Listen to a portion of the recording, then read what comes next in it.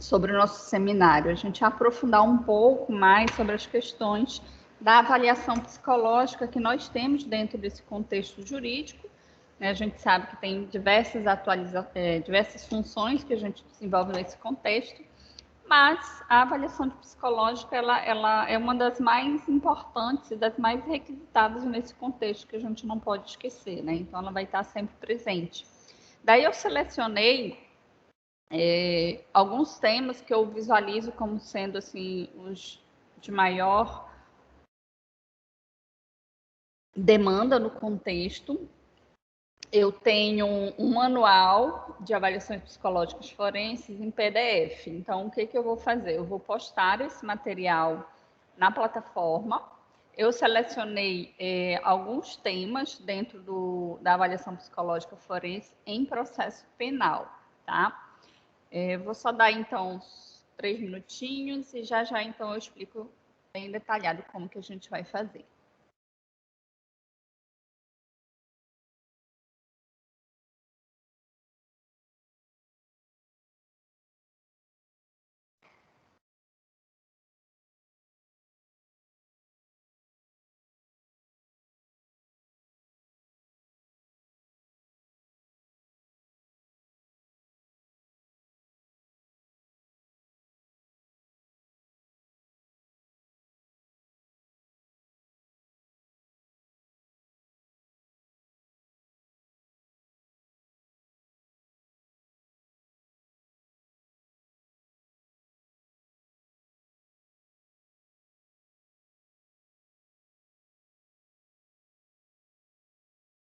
Bom, vamos lá, eu acho que já deu.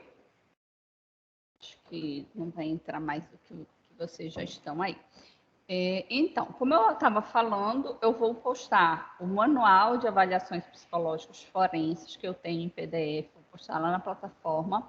E eu selecionei aqui 6 temas, ou seja, nós vamos precisar dividir as turmas em 6 equipes, então eu utilizei os mesmos números que a gente fez na primeira verificação, foram 6 trabalhos, e então a gente vai manter as mesmas 6 equipes para essa segunda verificação. Nós teremos uma apresentação em cada aula, então a equipe tem toda a aula para discutir o seu tema, tá? Então, esse tema você não vai precisar pesquisar além, já vai estar dentro do manual. Se vocês quiserem pesquisar algo além, ok, tá? Mas para o trabalho, o que eu peço é que vocês leiam o capítulo que eu estou dividindo aqui em cada equipe e apresentem esse capítulo à turma, tá? Então, todo o conteúdo que tem em cada tema. Então, a primeira equipe vai se apresentar já na próxima terça-feira, no dia 9, e vai apresentar o capítulo Avaliação Psicológica de Vítimas de Abuso Sexual, que inicia na página 91. Então, vocês iniciam nessa página e leem todo o capítulo. A segunda equipe vai apresentar na quinta-feira a avaliação psicológica das alegações de abuso em pessoas com deficiência mental. Inicia na página 123. Terceira equipe, avaliação psicológica da negligência e maus tratos físicos e psicológicos à criança. Vai apresentar no dia 16, inicia na 143. Equipe 4, avaliação psicológica em vítimas de violência doméstica, no dia 18. Equipe 5, avaliação psicológica de vítimas de violência sexual, no dia 23. E equipe 6, avaliação psicológica de agressores conjugais, no dia 25. Ok? Então, todos esses temas, eles consistem na avaliação psicológica forense em processo penal. Quando a gente fala em processo penal, alguém está sendo acusado de efetuar uma violência, ok? Então, nós vamos utilizar o manual de psicologia forense, que eu vou postar, e vocês vão, então, fazer uma apresentação oral com slides, não vai ser necessário fazer um trabalho escrito, tá? Basta que vocês façam uma apresentação oral em slides. E aí, o que vocês vão me enviar? No dia da apresentação, vocês me enviem, então, os slides com o nome dos componentes da equipe. valerá 3 pontos para a nossa segunda verificação. Eu vou colocar aqui o manual para vocês darem uma olhada, ele é bem legal. Tá? Então, esse aqui é o manual de psicologia forense em contextos, práticas e desafios. E aqui nós temos todo o conteúdo do manual. Então, nós temos, desde a parte inicial, falando da nossa atuação enquanto psicólogo perito, e os contextos, né? Ou seja, aos quais a avaliação ela ocorre. E o objetivo do nosso seminário, então, é essa parte 2, onde a gente fala da avaliação psicológica em processo penal, com esses temas que eu selecionei aí, tá? Mas tem vários outros temas bem interessantes, bem legais. Fica o convite, quem quiser se aprofundar nessa área, é um material bem legal. A parte 3 do manual fala dos novos desafios da avaliação psicológica forense, né? Então, fala dos traumatismos crânioencefálicos no âmbito direito do trabalho, ou seja, daquelas pessoas que sofrem acidentes de trabalho, avaliação psicológica forense da transgressão, né, o uso e porte de arma, posse de cães de raças perigosos, habilitação para conduzir. Então, tem outros temas bem interessantes, né? Tem também avaliação psicológica em processo civil, que envolve dano em processo civil, as responsabilidades parentais em casos de separação e divórcio, ok? Mas nós vamos ficar aqui com essa parte do processo penal. Bom, alguma dúvida sobre o trabalho, sobre como nós vamos fazer? Ou ficou tranquilo? Sim, professora, desculpa, entrei agora na aula. Bom dia. Bom dia, Marcelo. Só tem que ver Eu como queria vai saber a ser. data mesmo. Vamos, eu vou colocar aqui novamente o slide e a gente também vai sortear os temas, tá? Vamos lá. As datas são essas aqui. Nós temos a primeira equipe no dia 9, a segunda equipe no dia 11, a terceira equipe no dia 16, a quarta no dia 18, a quinta equipe no dia 23 e a sexta equipe no dia 25, tá? Então, agora eu queria dividir quem vai ficar com cada tema. Eu acho que vocês podem escolher, se tiver uma equipe que escolha o mesmo tempo, a gente sorteia. Pode ser, para ser uma coisa mais rápida? Ou vocês preferem que eu coloque aqui um papelzinho e divida? Por mim, pode ser, professora, a gente escolhendo. Tá. Então, Eu vamos... gostaria de ficar com o segundo tema, se possível. Oi, Marcelo, não ouvi. Gostaria de ficar com o segundo tema, se possível. Tá, vou colocar aqui. Marcelo, equipe 2. Dê, a sua equipe. Acho que a gente pode ficar com o tema do dia 23. Vítimas de tema 5. violência, deu. Tema 5, né? Tá. Vamos lá, outras equipes. Professora, eu gostaria Oi, de Emi. ficar com o tema 4, avaliação psicológica em vítimas de violência doméstica. Beleza. Emily, equipe 4. Quem mais tem equipe que está presente aqui? Tiago está aí? Não estou conseguindo ver os nomes de vocês hoje aqui, não está aparecendo para mim. Tiago, a sua equipe, qual o tema?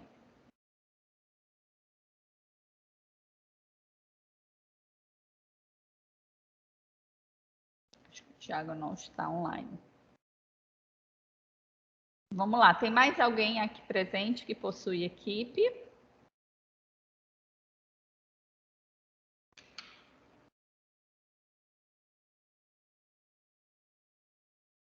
Aquele mesmo esquema da primeira avaliação, né? O mesmo número de participantes de equipe, né? A gente só continua.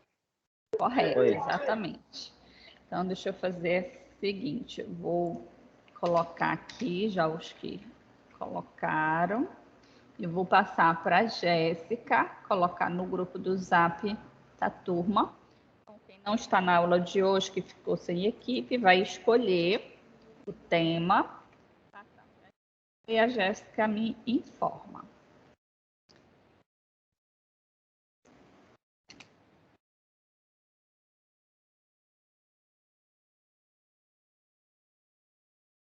Deixa eu fazer logo isso agora. E ainda hoje eu vou postar na plataforma, tá? Oi, Thiago. Eu fico com vocês, eu tava online sim aqui. É que o aplicativo não tá funcionando direito no meu celular. Ah, beleza. Então, Thiago aqui. Oi, professora. Cheguei agora. Desculpa. Oi. Tudo bom? Quem é que tá falando? A Maiara. Maiara, tua equipe, olha, tem vaga na equipe 1 e 3. Qual você prefere? Tema 1 ou tema 3?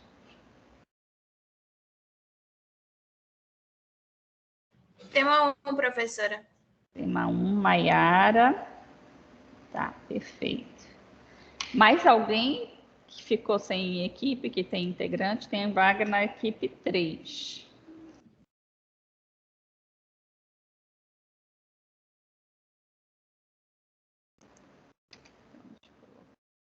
E vago.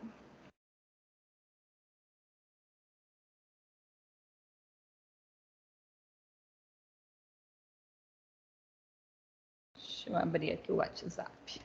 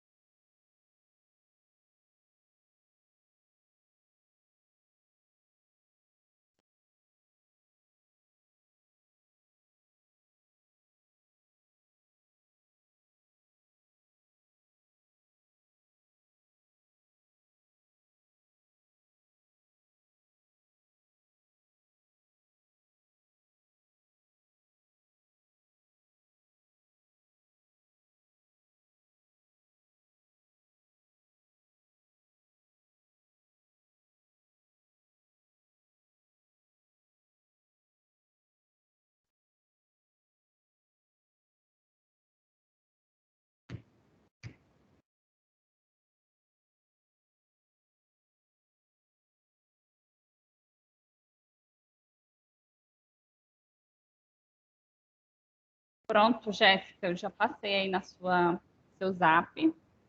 Aí você informa a turma, por favor, tá? Tá com os nomes de cada equipe.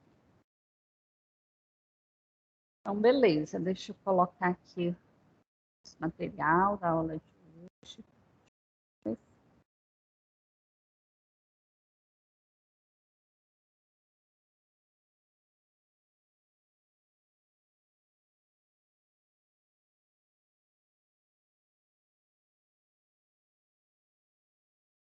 Bom, então hoje nós vamos falar dos aspectos psicológicos relacionados à separação e à alienação parental. Então, é um outro tema muito recorrente, né, dentro do nosso ambiente jurídico, os processos de separação, bem como dentro dos processos de consultório. Então, quem quiser aprofundar esse assunto, nós temos, inclusive, aí no manual um tema, né, dos aspectos psicológicos, da avaliação que a gente pode fazer sobre os impactos que o processo de separação, então, pode causar, né? Então, fica aí o convite, quem quiser depois se aprofundar nessa temática. Deixa eu colocar meu óculos. Bom, a separação, em muitos momentos, né, ela ocorre, às vezes, como algo consensual, ou seja, o casal, o ex-casal ali, eles decidem se separar, né? Os dois estão de comum acordo que aquela relação não funciona mais, ou o amor acabou, ou diversos outros motivos. E aí, nesse tipo de separação, acaba sendo um processo menos dolorido. Mas mesmo assim, mesmo quando consensual, há um grande sofrimento ali para aquela família que está se separando. Tá? Então, nenhuma modalidade de separação é um processo fácil ou um processo que não gera sofrimento ou não gera dor. Sempre gera dor, tá? Podendo ser de uma gravidade maior ou uma gravidade menor. A gente pode entender também um processo de separação como um processo de luto. Há autores que relatam, né, que o processo de separação é similar a uma vivência de um luto por morte, né? É uma dor muito parecida, só que com a diferença que aquela pessoa não morreu, a pessoa continua viva, mas não mais viva para aquela pessoa, não mais viva para aquela relação. Então, autores que dizem que é a maior experiência em vida do processo de morte, é um processo de separação, causando aí impactos tanto nos filhos, quanto na família em geral, quanto no casal que então decide se separar. E quando a separação ela é apenas de um lado, ou seja, uma pessoa do casal que não deseja mais o casamento, e aí passa a ser então um processo ainda mais doloroso, um processo ainda mais de desgaste para aquela família. Então, é necessário entender a família como um sistema que move-se através dos tempos, enfrentando estressores, comumente maiores nos pontos de transição de um estágio ao outro, no processo de desenvolvimento do sujeito.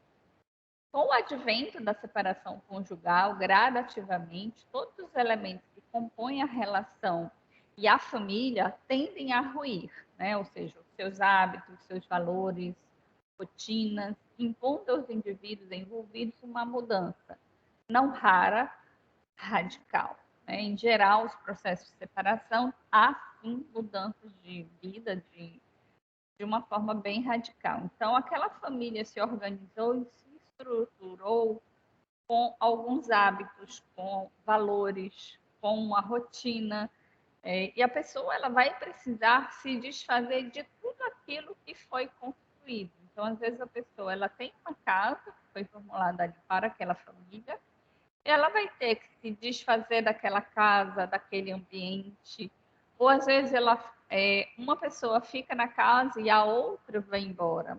E essa que fica com todas as lembranças daquela casa, daquilo que foi pensado enquanto sonho, enquanto objetivo de vida. Além disso, né, pelo próprio processo de casamento, de união, a família vai vivenciando vários momentos de transição. E cada momento de transição também é um momento de estressor. Então, quando casa, tem o processo de adaptação ao novo modelo. Né? Então, a pessoa ela era acostumada a decidir as suas coisas sozinha, passam a ter que decidir as coisas juntos. Vem as negociações de como o casal vai trabalhar com as contas, vem a compra de uma casa ou a não compra de uma casa, e o casal tendo que lidar ali com aluguel e outras dificuldades que vai aparecendo ao longo do caminho. Depois vem a chegada dos filhos, um outro momento, ou um outro casal arranjar, se organizar. Depois vem os filhos entrando em faculdade, os filhos saindo de casa para o casamento, os filhos saindo de casa para ir morar sozinho. Depois a família começa a vivenciar os processos de perdas dos entes queridos, então as mortes começam a chegar, então, em geral, isso inicia a morte dos sogros, né? Então, depois vem o processo de envelhecimento e por aí vai, né? Então, a nossa vida, ela vai sofrendo um processo de desenvolvimento e a cada fase de transição há aí processos dolorosos, processos que as pessoas vão se adaptando. E neste meio do caminho também pode haver os processos de separação. Então, no Brasil, a fonte de informações disponíveis, né, sobre índice de separação é o IBGE, publica, né, os seus trabalhos dentro do seu site, então a gente pode visualizar como estão os números atualmente no Brasil com relação ao divórcio, a gente tem fácil acesso nos dados do IBGE. Então, no estudo dos processos judiciais impetrados nas várias cíveis de família e divórcios ocorridos no estabelionato de notas, né, este último foi natureza pela Lei 11.447, que permite aos casais a separação e o divórcio diretamente dos cartórios. Então, desde 2007, os processos de separação eles se tornaram mais fáceis, né? Se tornaram menos burocráticos, por conseguinte, também aumentou o número de divórcios por conta disso. Então, a partir de 2007, o casal que resolve se separar, se eles ainda não têm filhos, é muito mais rápido o processo de separação. Basta eles irem ao cartório e solicitar ali o processo de rápido. Agora não tem que passar pelo trâmite de processo, em geral demoram mais, pode facilmente, o ex-casal pode facilmente realizar o processo de divórcio. Havendo filhos, não pode ser feito pelo cartório. O casal ali vai entrar com um processo judicial para, então, solicitar o divórcio. Havendo consenso do casal, ou seja, dois desejando ali a separação, eles podem, então, constituir um advogado para requerer o divórcio. Se é consensual, será descrito que eles estão ali fazendo um acordo. Caminha, então, vai avaliar, analisar aqui a coisa que o casal está fazendo. Gente, é só para mim ou é para vocês também estar cortando o áudio da professora? Tá cortando. Eu já ia falar. Gente, então vou trocar o fone. Não está aqui na sala, o outro eu vou caçar aqui da sala. Eu acho que é quando a senhora se mexe, ó, porque agora ficou ok. Aí ele fica nesse mau contato, igual das outras aulas. É só comigo ou com a professora Madalena também? Com outros professores também acontece às vezes. Quando ficar com mau Então contato. vamos lá. Eu vou tentar não me mexer. Se voltar a falhar, vocês me avisam. Ou se eu fico aqui bem quietinha. Agora tá ok. Tá.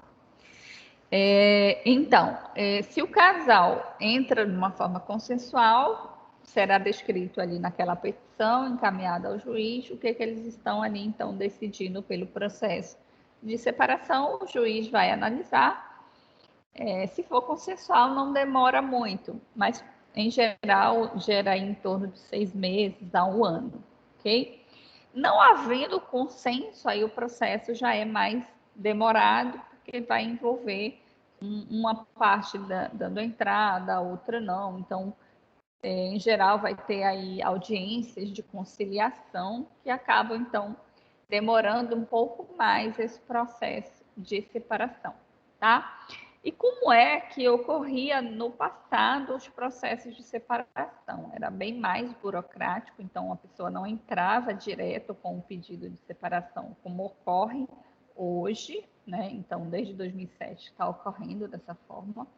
Mas anteriormente, antes de 2007, primeiro o casal precisava ter 1 ano de separação de fato, né? Ou seja, eles já estarem separados, cada um num canto, numa casa separada de pelo menos 1 ano, para depois dar entrada ao processo de separação, né? Então, primeiro eles se separavam e depois eles se divorciavam, tá? Então, hoje em dia a gente não precisa se separar para depois divorciar. Hoje em dia a gente já pode entrar diretamente com o processo de divórcio.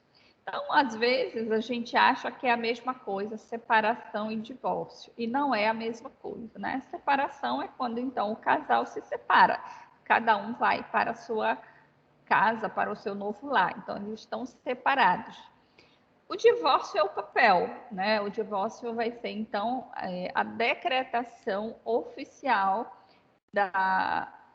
daquela união desse casal, que então deixa de ser um casal e passa a ser, então, novamente pessoas divorciadas, tá? Então, separação, a pessoa pode ser separada e continuar casada, né? Ou seja, papel, ela está separada de fato, não está mais com aquela pessoa, mas no papel ela continua casada.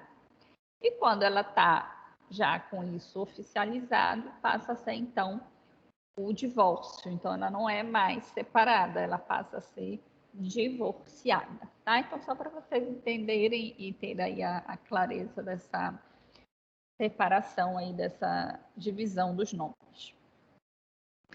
Ver o que mais pode falar aqui. Tá. Então, de acordo com essa pesquisa, né, 105 mil processos judiciais e escrituras públicas concernentes à separação foram deferidas e consentidas, né, sem recursos ou realizadas nos tabelionatos, chegando a um total de 98 mil separações no total. Já o divórcio contabilizou 181 mil processos ou escrituras. Na verdade, aqui é uma pesquisa que foi feita, e aí os dados da pesquisa colocam, então, o aumento desses processos de separação que teve, né, a partir de 2007, quando esse processo, então, ele acabou ficando aí mais célere e menos burocrático do que nós tínhamos antes. Segundo Andolfi, 95, a separação é um evento desestabilizador, cujas tonalidades geram ansiedade para todos os membros da família. A nova e imprevisível carga de tensão dá margem à escassa atividade representativa dos eventos futuros, e muitas em termos catastróficos. Por isso, cada qual luta para manter estáveis as configurações relacionais que mais lhe davam segurança emocional. Isto é, evidente para os filhos solicitados a escolher entre duas figuras emocionalmente significativas. Então, aqui nós temos essa outra consideração desse autor. Ele fala que um processo de separação ele é um processo que gera ansiedade, né? Então, processos estressores, em geral, geram ansiedade. E a separação não é diferente. Então, as pessoas que estão ali envolvidas nesse contexto, elas vivenciam alto grau de ansiedade. Então, tanto aquele casal quanto aqueles filhos, né? Então, a gente diz que é a família que vai, então, estar vivenciando aquela dor, aquele luto e aquele processo ali de ansiedade, até que tudo se reorganize, até que tudo, então, passe a ser aceito por aquela família, a nova configuração que vai se dar a partir dali. Em geral, o primeiro ano é o ano, né, mais difícil, porque a pessoa vai vivenciar todas aquelas fases do processo de luto, vai vivenciar todos os eventos que eram feitos e comemorados em família. Aquela família, então, vai ter um novo processo de adaptação. Então, Natal, Ano Novo, data de aniversário, Dia dos Pais, Dia das Mães, né? E as vários outros eventos festivos que a gente vai comemorando ao longo do ano, aquela nova família ela vai ter que passar por todos esses eventos novamente, só que agora numa nova configuração. E quando chega essas datas, são datas que, em geral, se lembra muito de quando nós éramos aquela família, de quando nós éramos casal, quando a gente estava, então, na outra configuração. Então, é um processo que revivencia toda aquela dor, toda aquela frustração. Então, cada família ou cada ex-casal, ela vai vivenciar uma dor de uma forma diferenciada. Alguns têm muito intenso o processo de frustração por não ter conseguido manter uma família. Outros vivenciam muito o processo de culpa, né? O que eu fiz para ter dado errado? O que eu fiz para não ter conseguido? E vários outros motivos que é importante a gente estar explorando para que a gente, então, possa ajudar nessa nova configuração.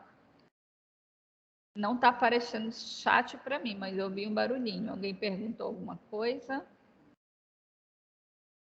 sei porquê, mas o chat não está aparecendo para mim hoje. Tentei mexer aqui. Se tiver, pergunte, porque não está aparecendo aqui para mim. E nesse contexto também é muito comum os processos de alienação parental ocorrerem dentro de uma separação, tá? Então, a gente diz, né, que a alienação parental, ela é um dos produtos de uma separação. Então, principalmente quando um dos dois não aceita o processo de separação, é muito comum que essa pessoa que não aceita realize uma alienação parental. E então, desconfigurar, deslegitimar a figura daquele outro para que essa criança fique contra o seu ex-cônjuge, né? Então, por exemplo, uma mãe que não aceita a separação vai começar, então, a falar mal desse pai para o seu filho, né? Para que o seu filho fique contra esse pai. Então, é muito comum que isso ocorra, que isso apareça, tá? Ou vice-versa. Então, o nome é Síndrome de Alienação Parental. Primeiramente, apareceu em um artigo em 1985 do psiquiatra norte-americano Richard Gardner. Sobre o artigo, né, ele então causando grande interesse e polêmica dentro da comunidade científica e jurídica, né? Esse artigo foi publicado não tão distante assim. Então, de 85 para cá, a gente tem escutado falar dessa síndrome da alienação parental que foi colocada aí pelo Gardner, né? E que fez com que muitos ficassem, então, num ato polêmico, né, sobre isso. Existe ou não existe, né? De onde é que vem todo esse embasamento aí? Então, a alienação parental é uma disfunção que surge primeiramente no contexto das disputas de guarda de menores. Sua manifestação primária é a campanha de denegação contra um genitor, uma campanha que não possui justificativa. Essa disfunção resulta da combinação de doutrinações por parte do genitor alienador e as contribuições da própria criança para a difamação do genitor alienado, né? Então, aquele que vai praticar a alienação vai se empenhar num ritual de falar mal do outro, né? E aí a gente precisa entender que isso é extremamente prejudicial. Então, por mais que esse outro esteja tendo comportamentos inadequados, não cabe a mim falar mal do pai ou da mãe do meu filho para ele, né? Eu não posso ter esse papel, né, de estar, então, quebrando esse processo de relacionamento. E, além do que, muitos processos de alienação, eles são sem fundamentos, né? São coisas inventadas, são coisas que essa pessoa que está ali magoada com o processo de separação inventa, nem são reais assim. Então, mesmo sendo fatores reais ou não real, falar mal do pai ou da mãe para aquela criança é algo muito cruel, né? Então, a gente está colocando para aquela criança aquela figura que é a pessoa mais importante na vida dela contra ela mesma, né? Então, terá provavelmente muitos danos psíquicos a essa criança no seu processo de desenvolvimento, tendo que lidar com isso, né? Com toda uma imagem aí sendo desconstruída.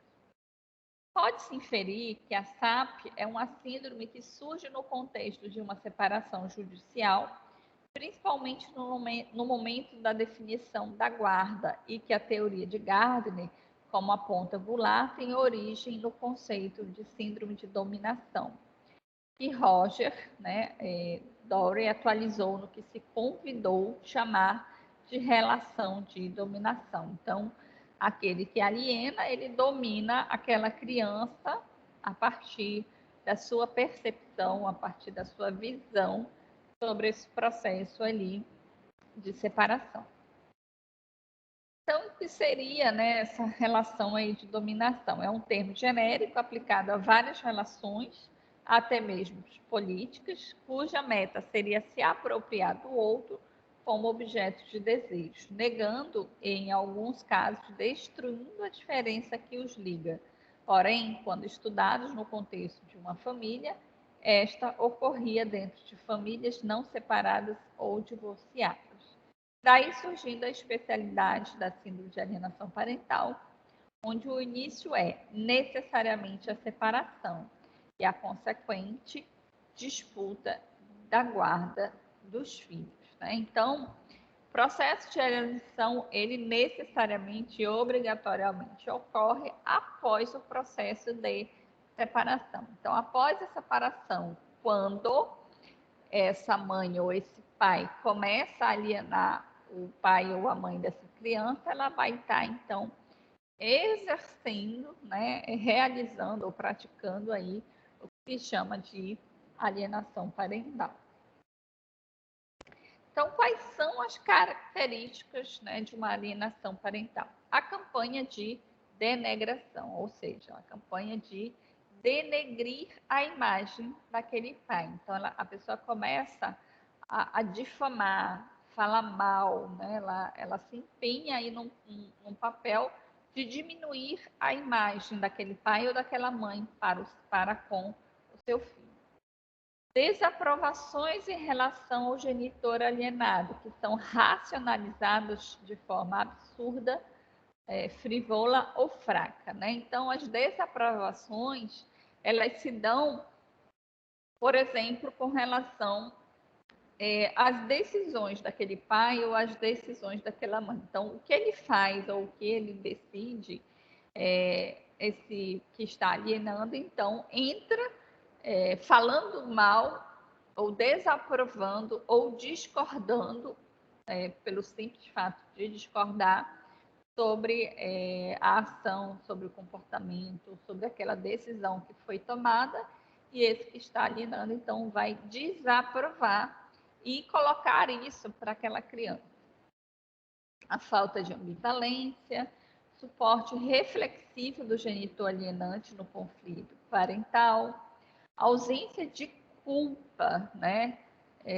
Então, aquele que está alienando, ele não tem culpa por estar exercendo aquele papel. Ele não se culpa por estar falando mal, por estar desaprovando as ações do ex-companheiro para com o seu filho, né? Então, não há qualquer tipo de culpa, né? Eu estou prejudicando meu filho, ou eu estou prejudicando aquele que por um tempo dividiu a vida comigo, né? Não há nenhuma culpa. Ele só pensa na sua própria satisfação pessoal, que é afastar e deixar bem longe aquele pai ou aquela mãe que ele está alienando. Então, também ocorre como uma forma de punição, né? Então, você se separou, agora você vai ver que eu vou fazer com você? E aí a forma que ele encontra é jogar o filho contra ele, né? Mas o maior prejudicado não será aquele que está sendo alienado, será aquela criança que vai ser privada da convivência com seus dois pais, né? Então, quando um casal, uma família se separa, os filhos continuam sendo filhos, né? Eles não podem ser prejudicados por esta relação conjugal que não mais funciona, deixou de funcionar, né?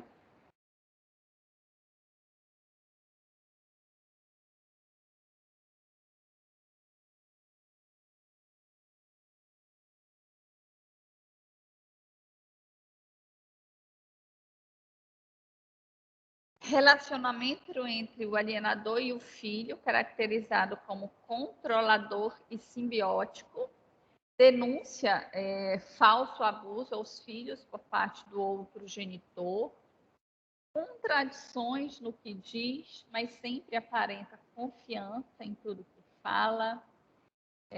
Então, esse que está alienando, ele é muito contraditório, né? Hora diz uma coisa, hora diz outra. Ou disse que não disse tal coisa, mas tendo dito, né? A intenção dele é sempre jogar o outro contra aquela criança.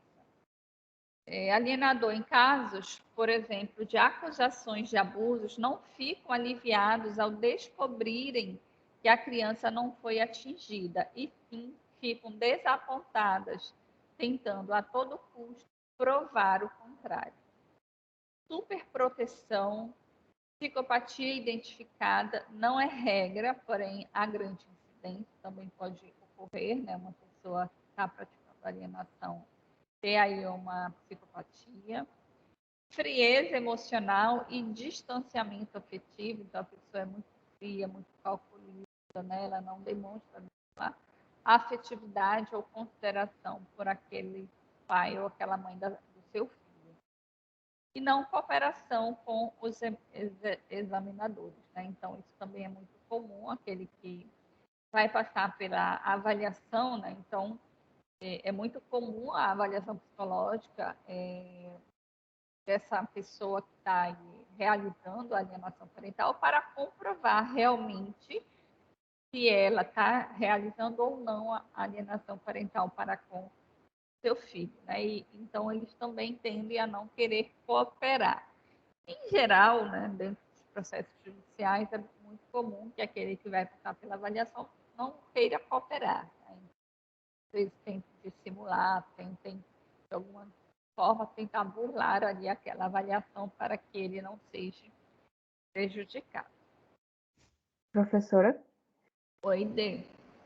Eu tenho uma dúvida, por exemplo, se no processo judicial, de acordo com todas as avaliações, né, do juiz, a perícia que ele fez, a avaliação que o psicólogo fez, for decidido no final que há um caso, né, que há esse caso de alienação parental, o alienador, no caso, ele perde a guarda da criança ou fica naquele modelo de guarda unilateral só para um dos genitores?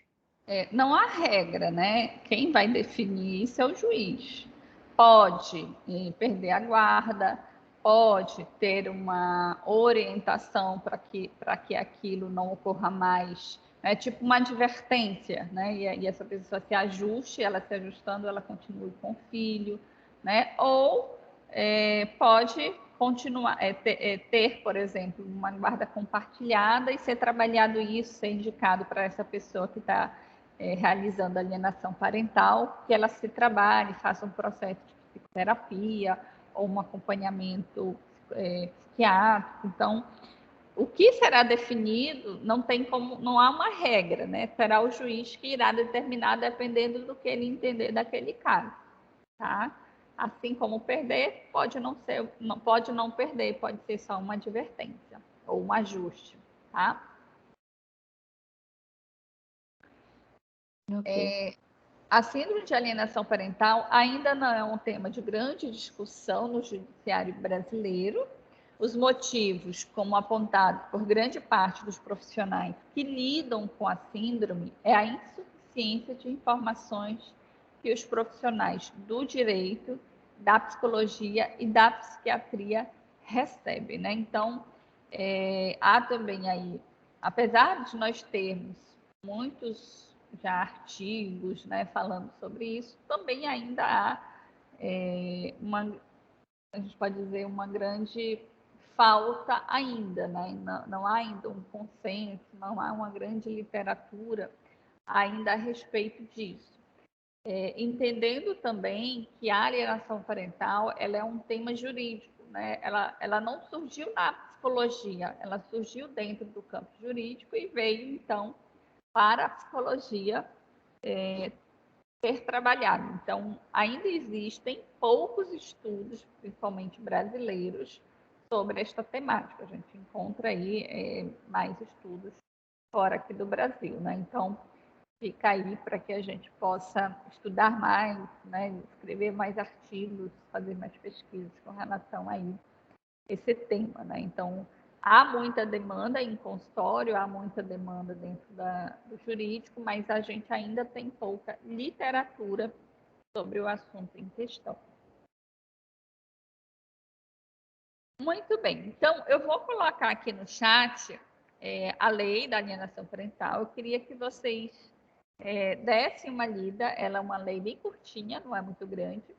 E depois eu queria que vocês, então, respondessem para mim, depois que vocês lerem, tá? Como o psicólogo pode participar no âmbito judicial nos casos em que se identifique a alienação parental. Eu vou colocar aqui para vocês o link, e aí vocês abrem no computador de vocês, leiam e depois me respondem.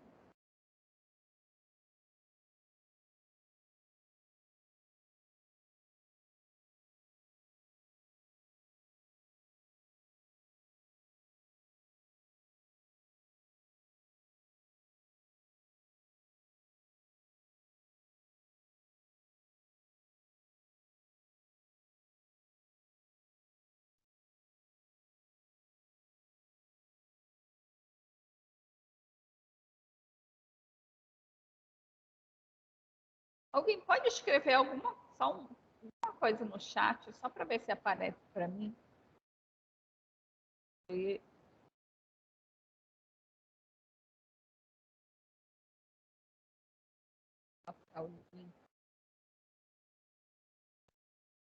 Apareceu? Pera lá. Diz de novo aí, faz de novo.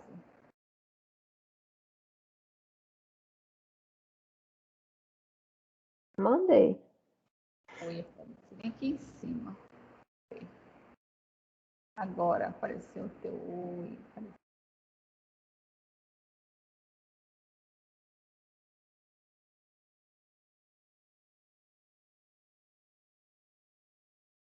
Pronto. Já coloquei o link aí.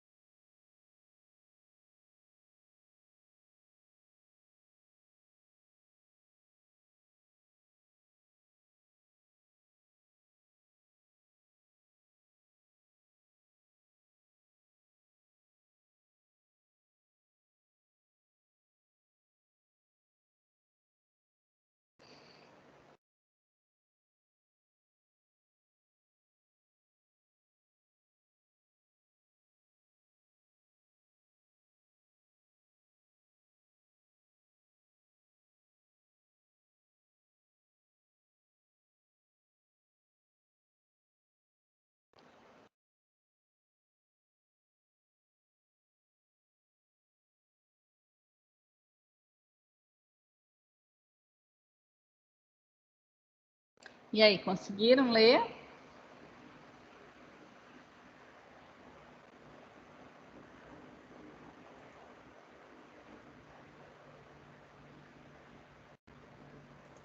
Sim, professora. Perfeito. Tu identificou aquela pergunta que tu tinha feito aí na legislação? Sim, sim. Ficou claro. Perfeito. Então vamos lá. Tu pode responder, a perguntinha, né? Como que nós podemos participar aí dentro do âmbito judicial? Como é que a gente pode, então, trabalhar, identificar a alienação parental? Como que a gente pode intervir? Sim, eu identifiquei aqui no artigo 5, né? Ele falando sobre a avaliação, né? Então ele coloca que se for, né, identificado essa prática, aí o juiz pode pedir.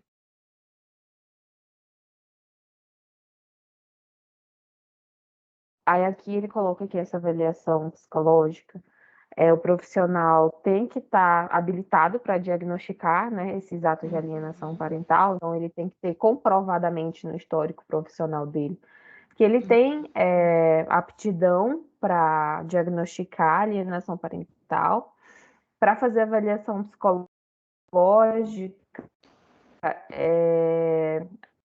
aqui na lei,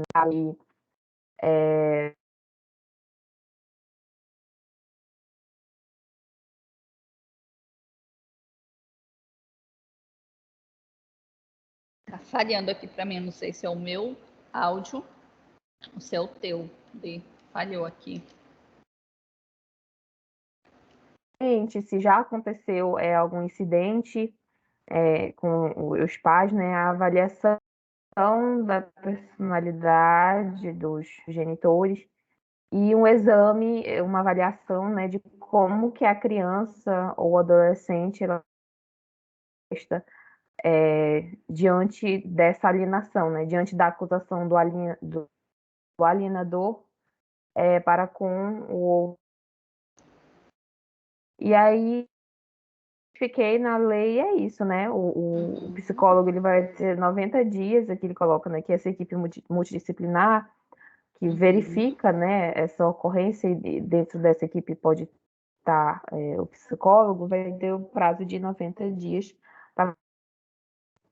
e vai ser prorrogado por a autorização do juiz, se caso for apresentada uma justificativa, né, plausível para isso. Perfeito. Oi? Perfeito, exatamente isso, né? E aqui na legislação também, além da nossa atuação e quais são os requisitos necessários, também fala, né, inclusive do que a Ade tinha perguntado, sobre a punição desse que é o alienador, né, que pode ir desde uma advertência, multa, modificação de guarda, até a suspensão da autoridade parental. Então, tem aí as penalidades. E quando a gente faz uma avaliação adequada, auxilia justamente ao juiz tomar a decisão de qual será a punição e a punição que seja ali mais adequada ao caso que, então, foi praticado ali de alienação. Ok, gente? Então, a gente finaliza por aqui. Alguém gostaria de fazer alguma colocação ou fazer alguma outra pergunta, alguma dúvida? Ou ficou bem esclarecido o tema?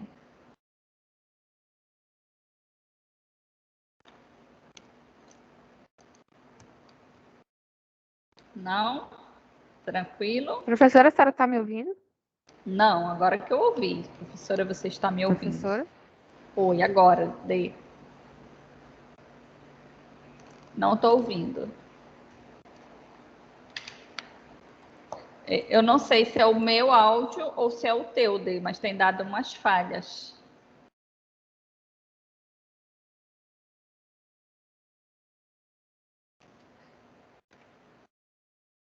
Não estou conseguindo. Caiu de novo. Agora voltou. Você me ouve?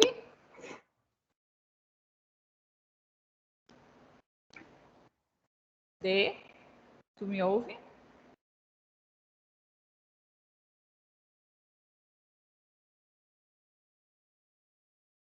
É a minha internet que tá caindo direto. Ah, tá. Beleza. Eu não consegui ouvir. Tu fez alguma pergunta?